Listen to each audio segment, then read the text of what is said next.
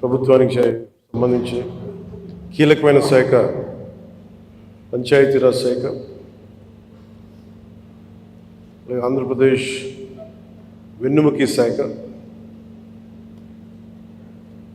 ప్రభుత్వ ఉద్యోగులు, అనేక సంఘాలు, వారి నాయకులు, మీరందరూ ఈ రోజున ఇక్కడికి వచ్చి నాకు అభినందనలు తెలుపుతున్నందుకు మనస్ఫూర్తిగా మీ అందరికీ పేరు పేరున నా హృదయపూర్వక ధన్యవాదాలు. మనం క్షమించాలి, కొంతమంది సంఘాల నాయకులు వచ్చినప్పుడు మొదటి రోజు ఛార్జ్ తీసుకున్నప్పుడు చాలామంది ఎక్కువ వచ్చేయటం వల్ల నాకు ప్రత్యేకమైన ఇబ్బంది ఉంటుంది. సో దాంట్లో మేము సంఘాల నాయకులందరినీ కలుసుకోలేకపోయారు, దానికి క్షమించాలి. అందుకని వెంటనే నా దృష్టికి రాగానే వెంటనే మీకు ఫోన్ చేసి మీతోనే మాట్లాడినట్టు. అంటే నా ఉద్దేశం ఏంటంటే నిర్లక్ష్యం చేసే వ్యక్తిని కాదని చెప్పడానికి,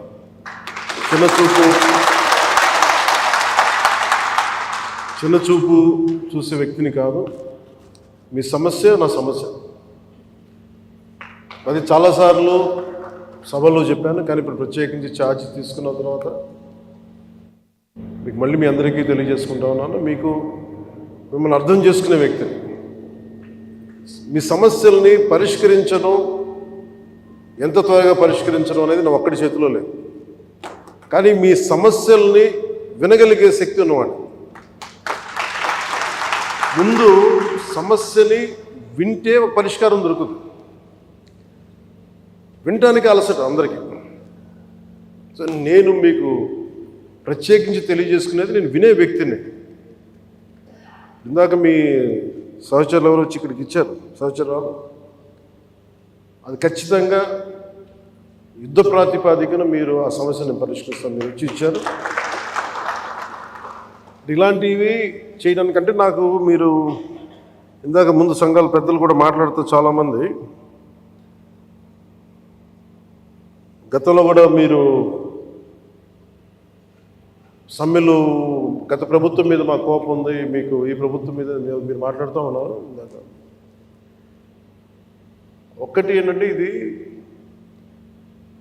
అందరం కలిసి పనిచేయాలి, మినిస్ట్రీ కానీ ఉద్యోగులు కానీ. గతంలో ఎవరు ఎలా చేశారో నాకు తెలీదు, మీరందరూ వింటా ఉంటే నేను సమస్యలు వింటా ఉన్నా. కాకపోతే ఇది చాలా పురాతనమైన, చాలా బలమైన వ్యవస్థ, చాలా పాత వ్యవస్థ. ఇది ప్రతిసారి వ్యవస్థకి ఒక తుప్పు పట్టినట్టు పట్టేస్తాం. దీన్ని బలోపేతం చేయాల్సిన అవసరం ఉంది. దీనిని సమస్యలు ఏవైతే ఉన్నాయో మీ అందరికీ ప్రతి సంఘం తరఫున ఇది ప్రత్యేకించి ఒక ఓవరాల్గా మేము ఇలా చేయదలుచుకున్నాం, మా సమస్యలు ఇవి, లేదంటే మేము ఇలా నిలబడతాం, కొంచెం ఇవన్నీ చెప్తా ఉన్నారు. నేను మీకు ఈరోజు మాటిస్తున్నాను, పంచాయతీ పనులతో పాటు మీ సమస్యలను కూడా నేను వినే వ్యక్తిని. నేను ప్రత్యేకించి ఏ సంఘాలకు సంబంధించి ఆ సంఘానికి ప్రత్యేకించి ఒక టైంని అలాట్ చేసి మరి. కాకపోతే నాకున్న సమస్య ఏంటంటే అందరూ కొంచెం ప్రిపేర్ అయ్యారండి బాగా. అంటే నేను చాలా శాఖలు ఉన్నాయి, మిగతా పనులు కూడా చూసుకోవాలి. కాబట్టి మీరు బాగా ప్రిపేర్ అయ్యి వచ్చి ఒక పరిష్కార మార్గం కూడా తీసుకెళ్ళండి. దాదాపు ఇలా ఆలోచించవచ్చు, ఇలా చేయొచ్చు. ఇందాక మీరు మాట్లాడుతూ అన్నారు, గత ప్రభుత్వం అంటే అంతకుముందు 2014 వచ్చినప్పుడు మా మీద కొంచెం కినుకుందన్నట్టుగా మీరు అన్నారు ఇందాక. అది అంటే భయపెట్టేవాడికి భయపడతారు, కానీ కొంచెం ఓపెన్గా సహజంగా కొంచెం వినేవాళ్ళతోటి ఎక్కువ ఆ బాధను మేము గత ప్రభుత్వం మిమ్మల్ని అందరినీ భయపెట్టింది, మేము అదని అర్థం చేసుకోగలం. కానీ మేము మీకు భుజం కాసే వ్యక్తులు మేము. అందుకే ఒక వ్యవస్థని తిరిగి బలోపేతం చేయాలంటే చాలా చాలా కష్టసాధ్యమైంది. నాకు నిజంగా చెప్పాలంటే ఒకసారి ఇది నేను చాలా ఆనందంగా ఎంచుకున్న శాఖ. నేను ప్రభుత్వ ఉద్యోగ కొడుకుని, ఆ జీతాల మీద మేము పెరిగిన వాడిని. మా నాన్న జీతాలు రాకపోతే మమ్మల్ని స్కూల్ బయటికి పంపించి మళ్ళీ జీతాలు వచ్చిన తర్వాత మళ్ళీ స్కూల్లోకి అలౌ చేసినాయి, అవి కూడా ఉన్నాయి నా సంఘటన. అలాంటి సంఘటనలు ఉన్నాయి. అందుకని నీ కష్టాన్ని అర్థం చేసుకోగలను. అంటే 1వ తారీఖు జీతం రాకపోతే ఏమవుద్దు నాకు అనుభవం ఉంది. అలాగే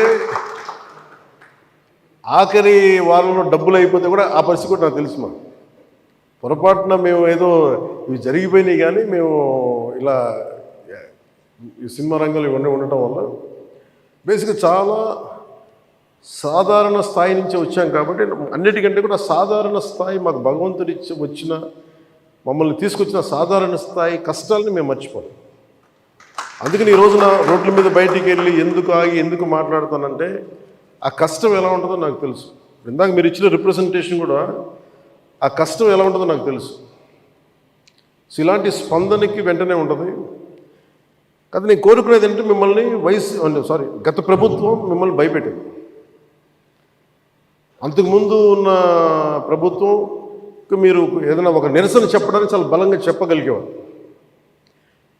కానీ ఇప్పుడున్న కూటమి ప్రభుత్వం మీకు అండగా నిలబడుతుంది. ఫస్ట్ ముందస్తుగా మేము మీతో గొడవ పెట్టుకోవడానికి ఫస్ట్, ఎందుకంటే బ్యాడ్ బ్లడ్ ఉండకూడదని ఫస్ట్ ఫోన్ చేశాను మీకు.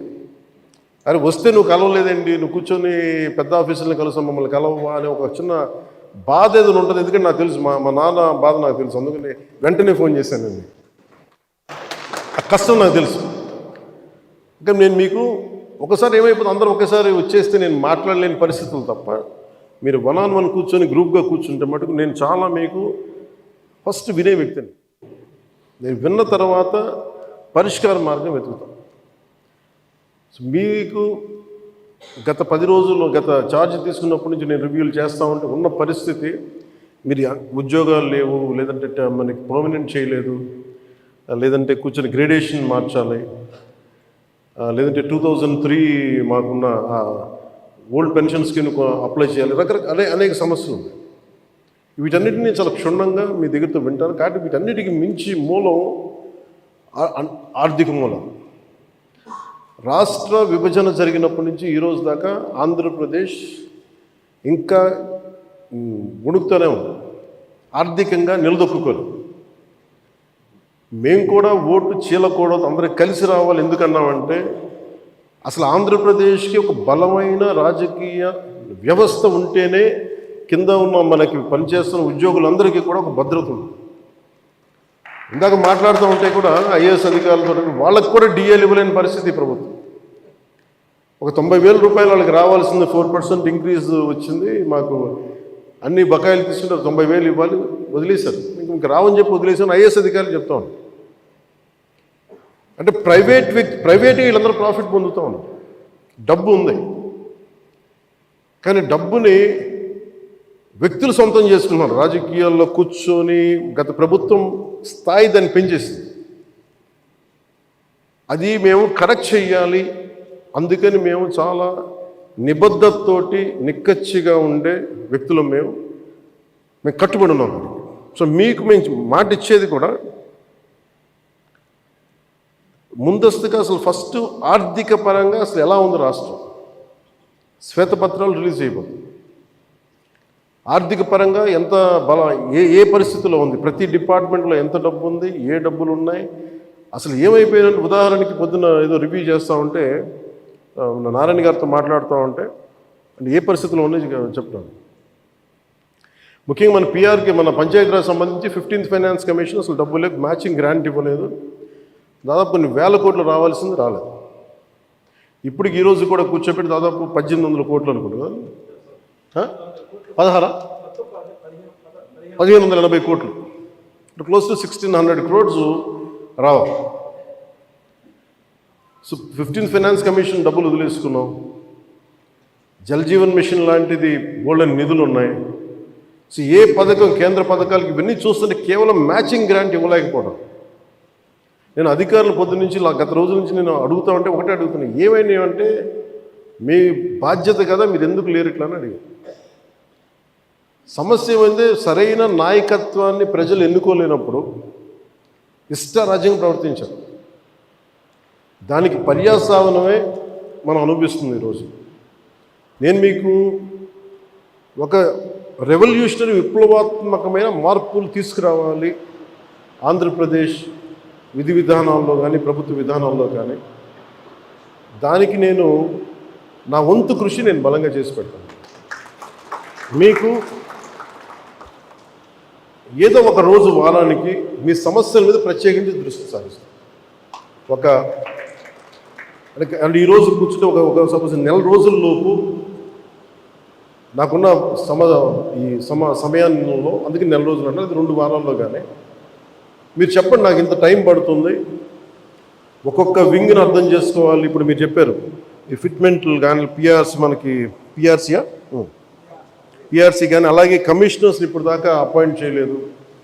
ప్రతిదీ కూడా మీరు క్షుణ్ణంగా చెప్తే నేను కన్సర్న్ అధికారులతో మాట్లాడి నేను ఏం చేయగలనంటే, నేను టాస్క్ మాస్టర్ ముందు సమస్యకి పరిష్కారం వెతుకుతానని చెప్పేవాడు. నేను పారిపోయే వ్యక్తిని. నాకు రాజకీయాలు నాకు అవసరం లేదు. నేను ఎందుకు వచ్చానంటే ఇది నా నేల అనుకొని వచ్చాను. ఇది ఎవరో మీ తరపున నిలబడి మాట్లాడటానికి ఇన్ని కోట్ల మందికి నిలబడాలి, నా వంతు కృషి చేయడానికి వచ్చాను. దాంట్లో భాగం మీ భవిష్యత్తుకి, మీ భద్రతకు కూడా నేను మనస్ఫూర్తిగా మాటిస్తున్నాను, ఇది నిలబడి.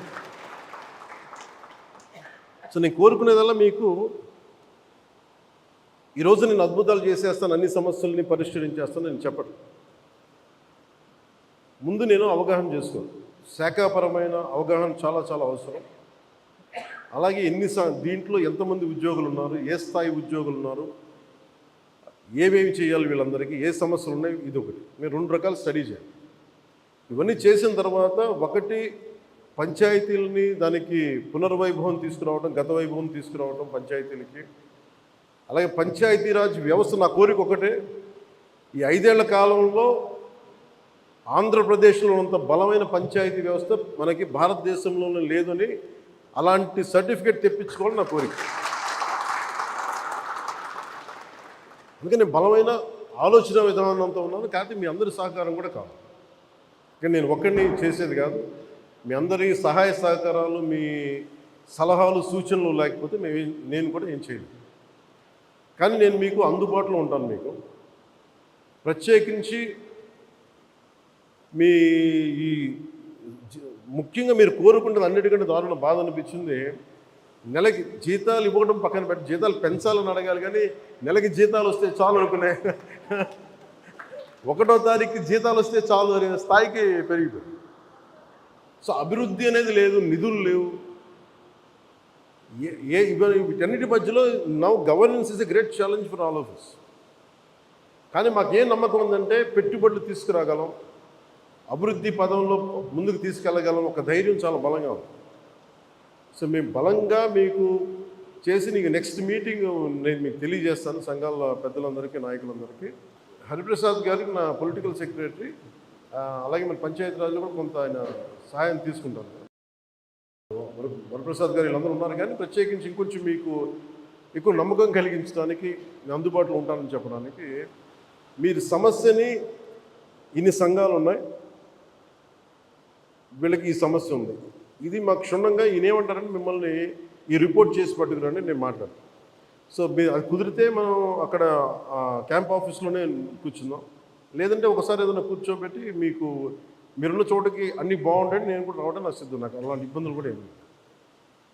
సో ఇవన్నీ దృష్టిలో పెట్టుకుని నాకు ఇప్పుడే ఛార్జ్ తీసుకున్నాను కాబట్టి కొద్దిగా నాకు కొన్ని రోజులు సమయం ఇవ్వండి. నాకు సమయం ఇచ్చిన తర్వాత మీతో కూర్చొని మన సాధక బాధకాలన్నీ మాట్లాడుకుని, ముందు మీరు ఆనందంగా ఉంటే తప్ప ప్రజలకి మిమ్మల్ని ఆనందంగా ఉంచలేదు. నాకు మీరు ఆనందంగా ఉండాలని మనసావాచ ఆకాంక్షించాను. అలాగే మీ సమస్యనమ్మా నేను వెంటనే అది మాట్లాడేస్తాను. నేను లాస్ట్ టైం కూడా చేయించాను, 2014లో కూడా ఇలాంటి ఇష్యూ ఏదో ఉంటే నేను అది ప్రత్యేకించి చేయించాను. It will be done. అది మేమే కూర్చోబెట్టి చేస్తాను, అది మటు కొంచెం మాట్లాడుతున్నాను. సో మీ అందరికీ ప్రత్యేక ధన్యవాదాలు తెలుపుకుంటే, అంటే నేను ఎంత అవగాహన చేసుకున్నాను అనడానికి మీరు చెప్పిన ప్రతి పాయింట్ యాజ్ ఆన్ నౌ నేను నోట్ చేసుకున్నాను. దీని మీద నేను అంటే వీటి మీద కూర్చొని నెక్స్ట్ టైం మీటింగ్ నాకు కొంచెం ప్రిపరేటరీ వర్క్ కావాలి, అందువల్ల కూర్చొని మీతో మాట్లాడతాను తెలియజేసుకుని మీ అందరికీ ప్రత్యేకమైన ధన్యవాదాలు తెలుపు సెలవు తీసుకున్నాం. జై హింద్.